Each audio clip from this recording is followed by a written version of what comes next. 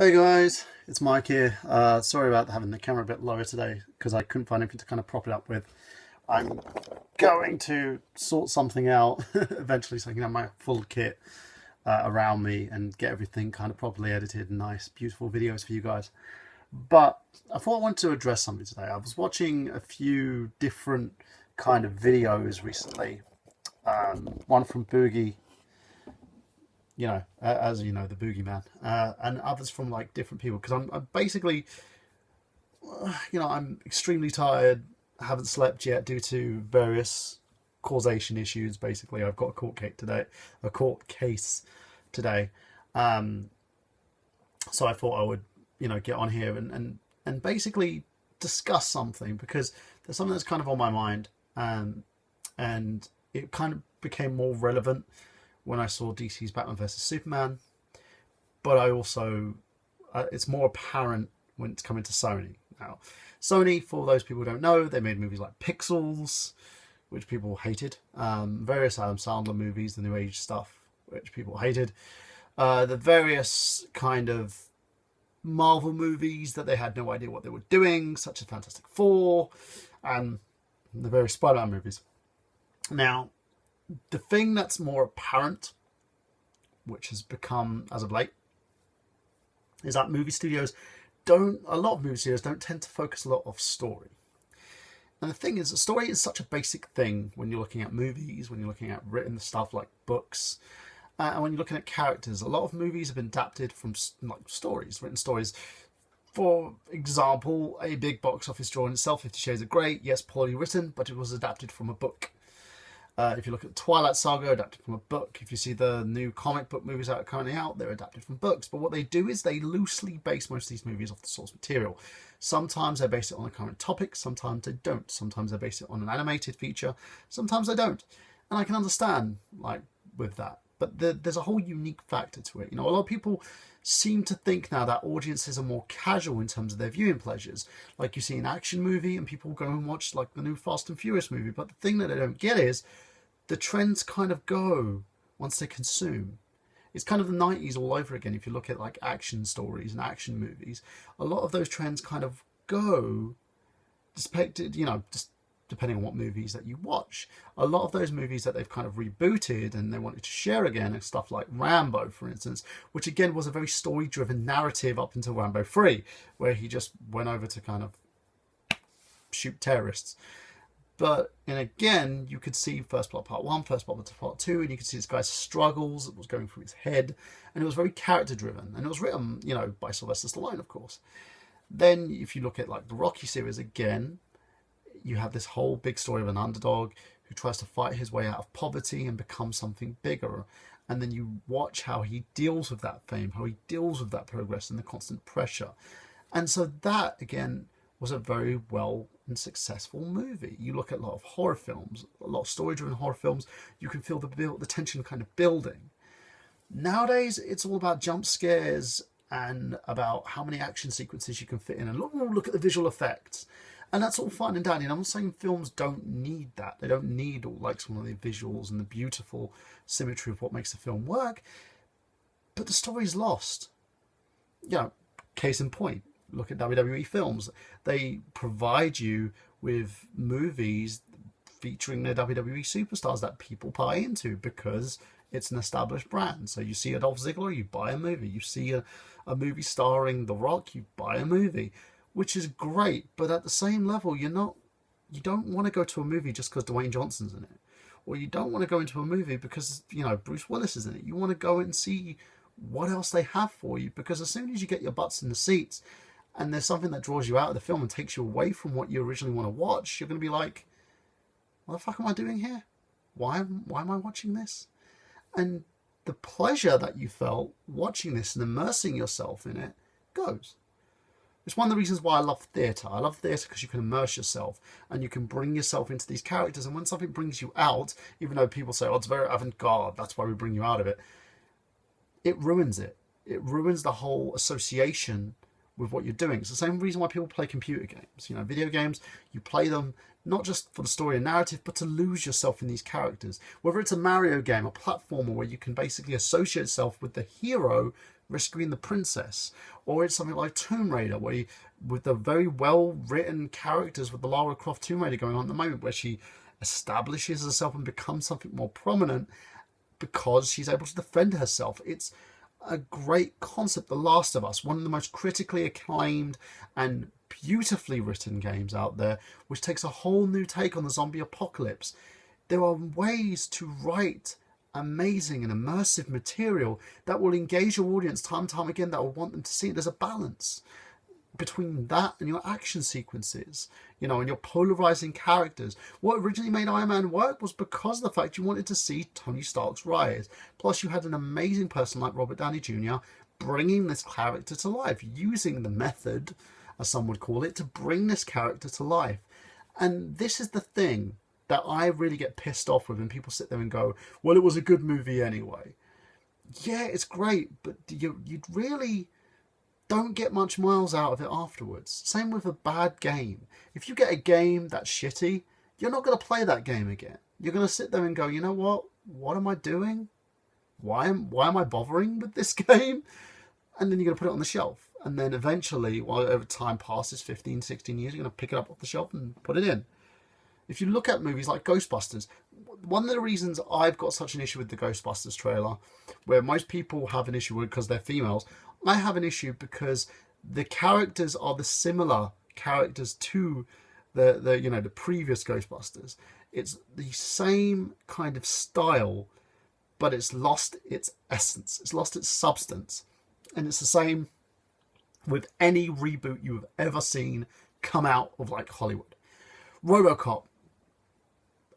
Basically, they tried to action orientate this movie. It lost everything that made it RoboCop. A-Team, again, tried it, lost everything that made it the A-Team. They've tried and tried and tried and tried and tried, and I guarantee you Baywatch is going to be the same thing. They keep losing what makes these movies what they are because of basic storytelling that's gone. And it's a shame. And they try to make it up with all these action sequences and high-octane pacing, which devalues the rest of the movie, and you end up getting into a situation where it's like a lull. You know, you're not prepared for, because you're set up with all this high adrenaline, and you really, really want to keep going and keep going.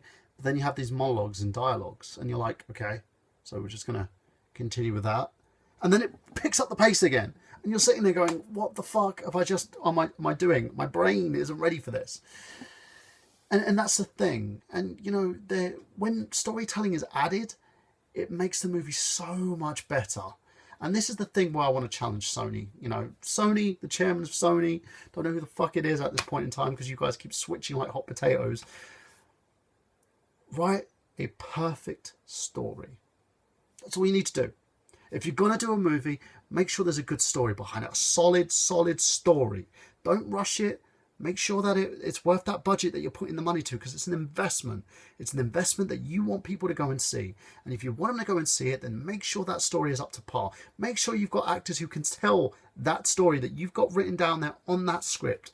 And make sure that you have a director that can put everything together and say, right, this is the spacing, this is what I want the actors to do, this is how it goes. So if anything goes off course, that director can basically tone everything in and say, get back here. You've got some great cameramen, you have some great editors, and you put together a cinematic masterpiece, because the problem is you don't seem to do it. You keep missing the boat constantly. And I really don't think this partnership with Marvel is going to get you where you need to be.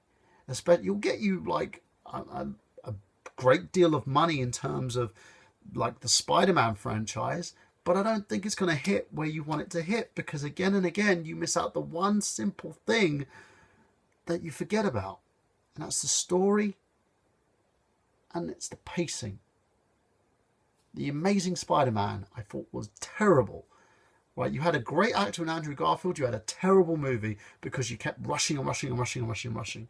You had Amazing Spider-Man 2, bad pacing, bad acting, terrible writing, fell flat on its ass. And you had some great actors. And you had an Academy Award winning Jamie Foxx in this movie who had no fucking clue what he was doing. With the Ghostbusters movie, from every little bit of the trailers that we've seen, again, it's like a bastardized version of its predecessor. And you don't want to do that. You want powerful females in powerful roles, making sure that they get young girls out there to say, I want to buy this. I want my daughters to come out and say, I want to buy these figures. But it doesn't look like it. Instead, you've got someone being bitch slapped. You've got another set of women licking stuff.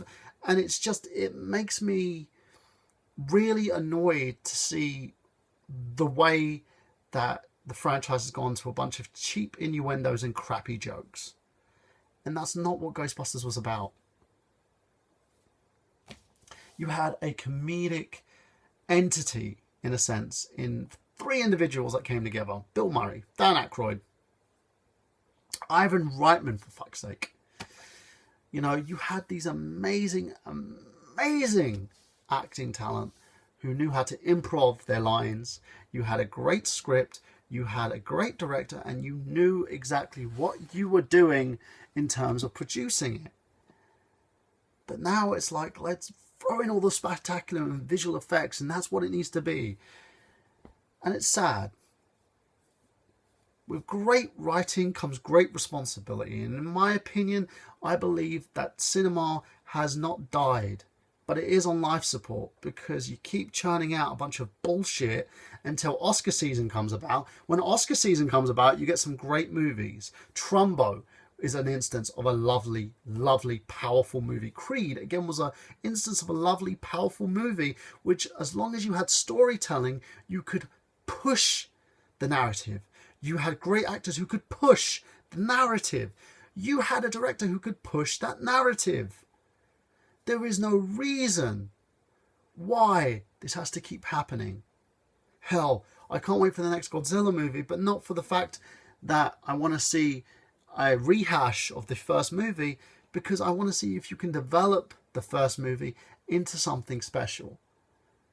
And as someone who's a cinephile, as someone who loves his TV shows, as someone who is a writer-actor in his own right, and someone who's directed his fair few bits of shorts, there is no reason that you do not have the talent, that you do not have the writing team, that you do not have the director, and that you do not have the support network behind you where you can make a great movie, even if it's on a budget. Fuck, Daredevil showed that you could do that, because even though it was cheesy, he made fun of the fact it was cheesy. It stayed true to the comic books, it stayed true to the character, and they didn't need a big-ass budget to do it. So learn from your lessons, learn from your past mistakes, learn from your failures of Adam Sandler, and trust me on this. I believe it 110% that you can make an amazing, amazing movie. Just please stop with the flash in the pan bullshit. Because in my opinion, if you can do it, which I know you can, because there's amazing writers out there in fucking Hollywood. Max Landis, for one, is an amazing writer. Get him to write a movie for you. Fuck, I'll do it for free. But you can do it. You can put butts in seats, just like the old days. You know, in the old days, they didn't need flash in the pan. They had practical effects, you had actors, you had directors, and you had writers.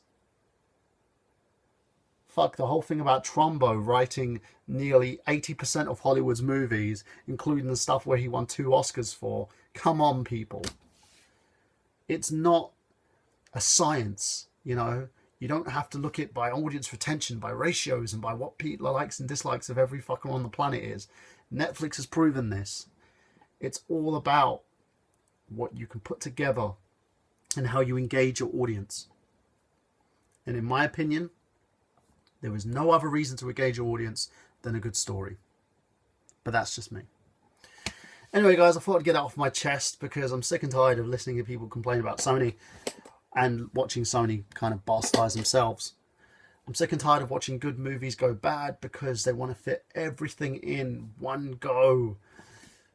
And I'm sick and tired of watching Hollywood go wayside because they don't know what the fuck they're doing with most of these movies, because they have no idea what they're putting their billions and billions of dollars into, investments that they're not making their money back from, because of the fact they're just putting so much money into promoting these films instead of allowing these movies to promote themselves. Gone are the days of Canon. Gone are the days of the small movie studios making the big bucks. But it still can happen. Make your films. Do your independence.